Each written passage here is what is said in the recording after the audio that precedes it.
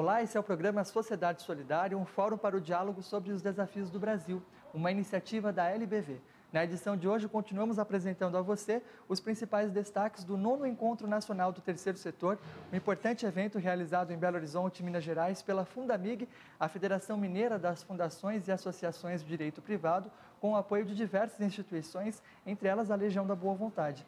Nessa edição, nós falamos a respeito de um dos grandes temas que mobilizou os participantes, que é o avanço na legislação que rege essas entidades filantrópicas no país. Afinal, elas são centenas de milhares, fazem um trabalho fundamental na área da educação, da assistência social, do meio ambiente. Entretanto, para manterem a sua atividade, muitas vezes voluntária no dia a dia, enfrentam uma série de dificuldades, até mesmo para se adequar à legislação. Nós conversamos com alguns dos organizadores desse evento, apresentamos a você ainda nessa edição a entrevista com a doutora Valma Leite da Cunha, curadora de fundações de Belo Horizonte, Minas Gerais, traz uma visão do Ministério Público a respeito desse assunto, também nos apresenta o trabalho do Centro de Apoio Operacional ao Terceiro Setor, que é desenvolvido pelo Ministério Público Mineiro. Para começar, nós conversamos com um advogado, o Dr. Renato Dolabella. Ele é especialista nessas temáticas e nos traz um panorama das principais questões que o terceiro setor enfrenta hoje, quando o assunto é a legislação do país. Agradecemos ao professor Dr. Renato Dolabella por falar com a gente sobre esse assunto tão importante aqui no programa Sociedade Solidária. Não, o prazer é todo meu. Bom, para começar, o senhor atuou como moderador num painel temático que debateu as imunidades tributárias das entidades beneficentes. Então, para começo de conversa, como advogado que atua junto a essas organizações, quais são as dificuldades, os desafios que elas encontram do ponto de vista das leis para poderem exercer o seu trabalho tão importante em áreas como educação, saúde, assistência social? Perfeito. Bom, do ponto de vista legal, nós temos vários desafios dentro do terceiro setor. Para início de conversa, a legislação brasileira que trata das entidades, ela é uma verdadeira coxa de retalhos. Ela é uma legislação que hoje ela é muito confusa em diversos aspectos, ela tem vários pontos que a gente entende que precisam ser modernizados, precisam ser atualizados, sobretudo dentro de um contexto de profissionalização das entidades, e tudo isso acaba nos levando a uma discussão sobre uma necessidade de um novo marco legal para o terceiro setor. Muitas vezes você tem leis que são feitas em momentos históricos diferentes, né? Então a gente tem um exemplo claríssimo no terceiro setor, quando eu comparo a atual lei de filantropia, que é de 2009, com a lei que concede o título de utilidade pública federal às entidades, que é da década de 30. Então aí eu tenho, né, uma disparidade, é outro país, é outra história, é outro momento, e é curioso a gente perceber que algumas disposições que historicamente foram colocadas na legislação, elas não sofreram uma atualização para esses novos tempos. Então, quando eu trago essa discussão para um momento onde se promulga o fomento às entidades, a profissionalização, a gente acaba tendo que fazer uma análise crítica em relação a esse tipo de dispositivo. Será que isso se aplica no momento atual? Será que isso gera algum benefício ao funcionamento das entidades e, por consequência, a toda a sociedade ou não? Então, como a gente tem essa pluralidade de normas, né, e que muitas vezes são elaboradas ou interpretadas em separado umas das outras e muitas vezes fora do contexto no qual elas foram criadas, a gente acaba caindo nesse tipo de discussão. A ideia, então, é criar um marco legal. Ele é como se fosse um estatuto para as entidades beneficentes?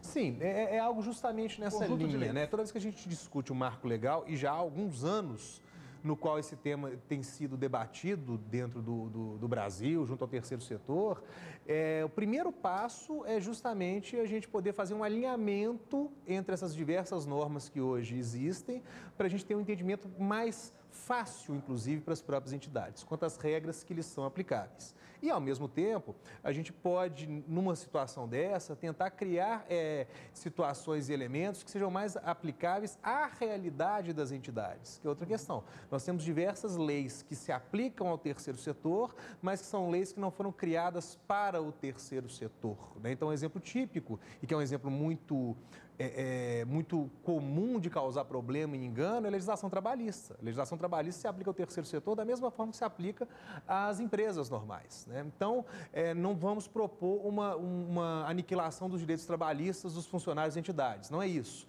Mas a gente tem que tentar entender melhor se existe alguma particularidade dentro do funcionamento do terceiro setor que nos exija também normas particulares nesse caso. Um exemplo nesse sentido é a lei de voluntariado, que alcança o terceiro setor, que tem a ver com as atividades que são executadas por pessoas para as entidades em prol dos projetos sociais e que mostra claramente que a gente precisa de refletir sobre certas normas dentro desse contexto beneficente. Até porque se a entidade não segue, por exemplo, a lei do voluntariado, ela pode ter sérios processos trabalhistas, inclusive, com despesas grandes. E aí a gente entra na questão das entidades conhecerem a legislação e saberem aplicá-la de forma adequada. Eu, como advogado, já vi várias situações de entidades que tinham uma intenção muito boa, uma intenção ótima, trabalhos sociais de valor, mas que, em função desse tipo de desconhecimento, acabaram se vendo envolvidas em problemas jurídicos, trabalhistas, por exemplo, e que botaram em risco a própria existência da entidade,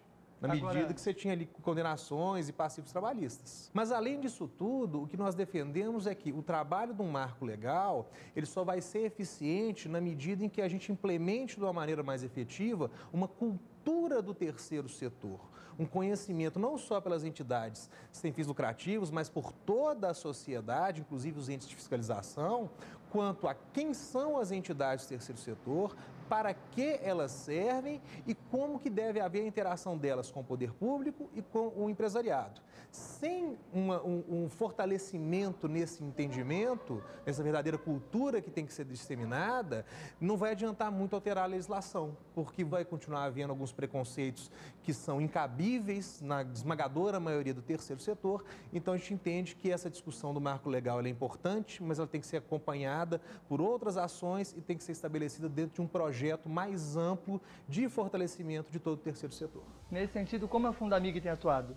Bom, a Fundamig ela atua com o movimento terceiro setor, né, já há alguns anos, no sentido de poder articular as entidades de modo que os problemas comuns sejam levantados, sejam pensadas soluções e sejam feitos encaminhamentos nesse aspecto. O site da Fundamig, né, www.fundamig.org.br, a gente está à disposição para contato e a gente realmente espera congregar um número cada vez maior de entidades nesse trabalho que, como eu disse, é do interesse não só das próprias ONGs, mas também de toda a sociedade.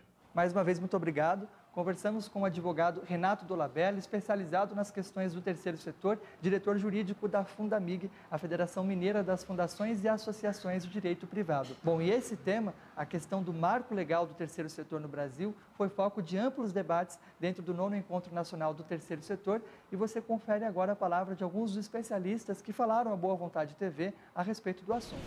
O direito à imunidade, ele, na verdade, não é um direito das organizações, é um impedimento ao Estado de cobrar tributo das organizações.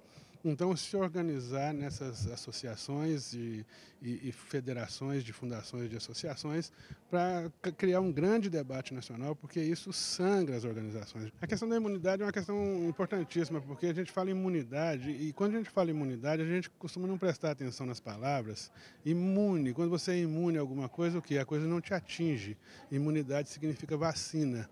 Eu tentei passar para as pessoas isso, elas são vacinadas, elas são imunes, o Estado não pode tributá-las. Então, o principal que a gente faz nesse tipo de debate é mostrar para as pessoas que elas não têm nem que questionar, elas não podem pagar, elas são imunes.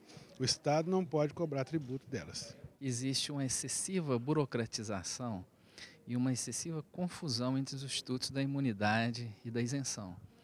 E por conta disso estão sendo criados requisitos para essas entidades, para exercerem a imunidade que elas têm direito, que eles não se atêm ao texto constitucional que regula a atuação dessas entidades. Está impondo restrições que a Constituição não impõe às entidades sem finalidade lucrativa em tema tributário. Além da observação dos requisitos formais, né, da Constituição Federal e do Código Tributário Nacional, é necessário uma preocupação em relação ao Estatuto Social, né, que é a carta magna da organização, é como ela funciona, é como ela se estrutura. Então é necessário que esse documento seja uma ferramenta. Então o Estatuto Social, o seu relatório de atividades, o seu plano de ação, tudo aquilo tem que significar o que efetivamente se realiza. Então essa é uma preocupação que normalmente nós temos, principalmente vinculada a incentivos fiscais e a questão da imunidade ou isenção tributária das organizações. Nós vamos agora para um breve intervalo e no próximo bloco você confere a entrevista com a doutora Valma Leite da Cunha, do Ministério Público Mineiro. Ela é responsável pela fiscalização, pelo cumprimento dessas leis junto às entidades de Belo Horizonte e Minas Gerais. Fala com a gente sobre a experiência sua e do órgão que representa neste tema e também sobre outras informações a respeito dessa ampla mobilização do 9º Encontro Nacional do Terceiro Setor, realizado em Belo Horizonte, Minas Gerais. A gente vai para um breve intervalo e já volta.